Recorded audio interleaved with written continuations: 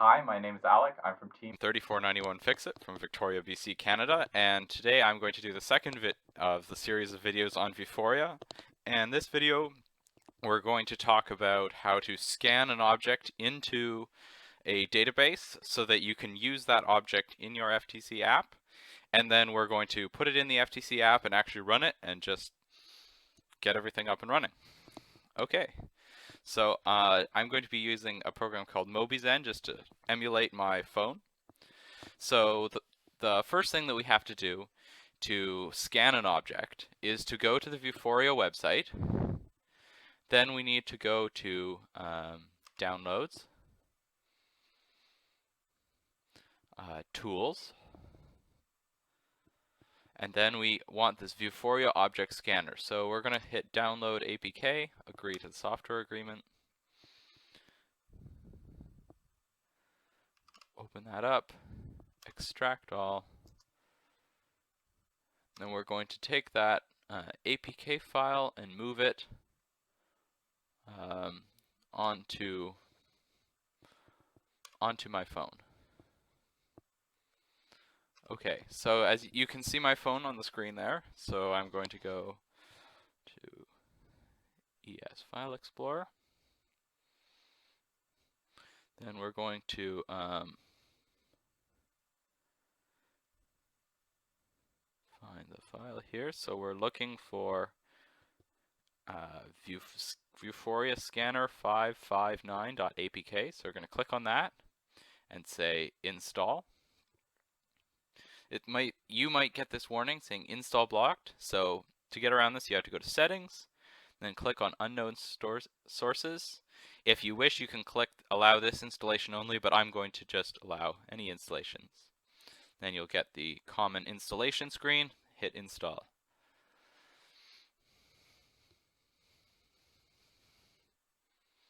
So now the app is installed. I'm going to go ahead and open it up. So I've already done a couple of things, but let's click on the plus to do a new object scan. So we have to print this common piece of paper, and there is for the scanning, and that is available in the description below. So as you see, once it's ready, the sort of box where your object needs to be placed will light up in color. Click the red button, and then it will try and start to find the object. So you'll see this sort of strange looking thing, object shape appear around your object and a bunch of green dots. I'm just trying to keep out of the shadow here, although it's proving a little bit difficult. So there we go. And as you go around, these sort of pads here need to be filled in. The more you fill in, the more accurate your shape will be. So in general, especially if you're going to use it in a game, you probably want to fill in, if not all of them, as many as you can.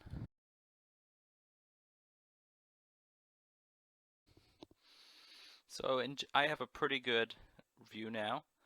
If I were you, I would maybe try and fill in more of those gaps, but that's pretty good for now. So we'll click the check.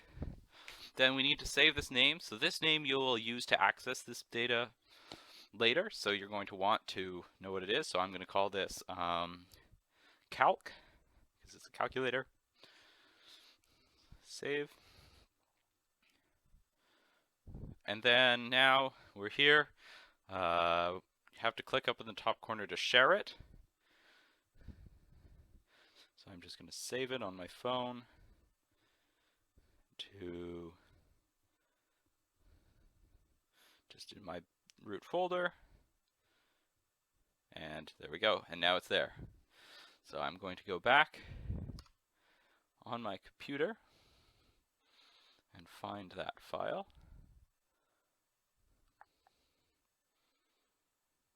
There we go, calc, and it's an OD file. And there we go, we have it right there. So now we have to go back to the Vuforia website, go to Develop, click Target Manager, and we're going to add a database. So I'm going to call this calc. Create. So now I have a new database. I can click on that and go into it, and I'm going to add a target. And this is a 3D object. I'm going to browse for the file, and we know that that file is here, phone, and OD, calc.od, there we go. Open that up, name calc, and we're going to hit add. It's going to upload the target.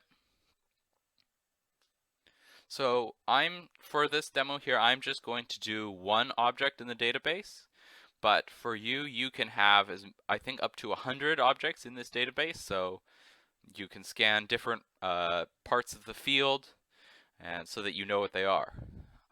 But because we're just doing one for the sake of this video, I'm going to go ahead and click download. We want SDK because we're using it. Android Studio isn't listed here, but it is what we want. Download. So now we have another zip folder. We're going to extract that. And then, okay, so now we're going to select both of those and copy. Now we're going to go back to our Android Studio project that we created in the last video. We are going to right click on main, new directory, and we're going to call this assets. Okay, and now right click on assets, and we will paste those two files.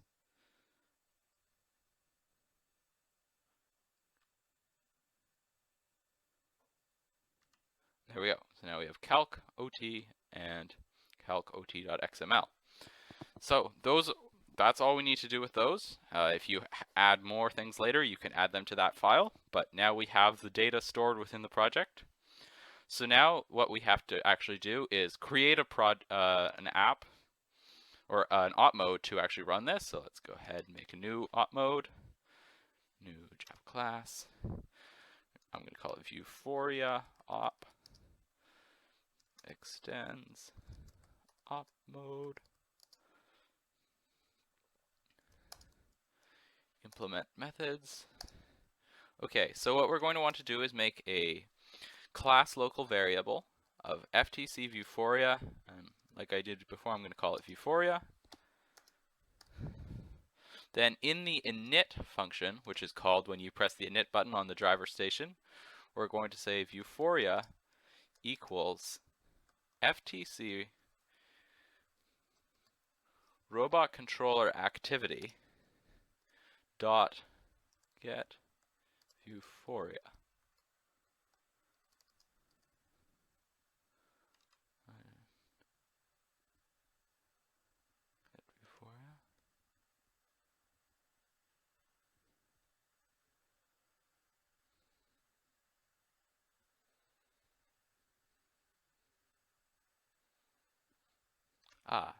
And obviously I made a mistake in the last video and I forgot to put static here. So we need to add static to that method signature, and now we can get Vuforia. Great.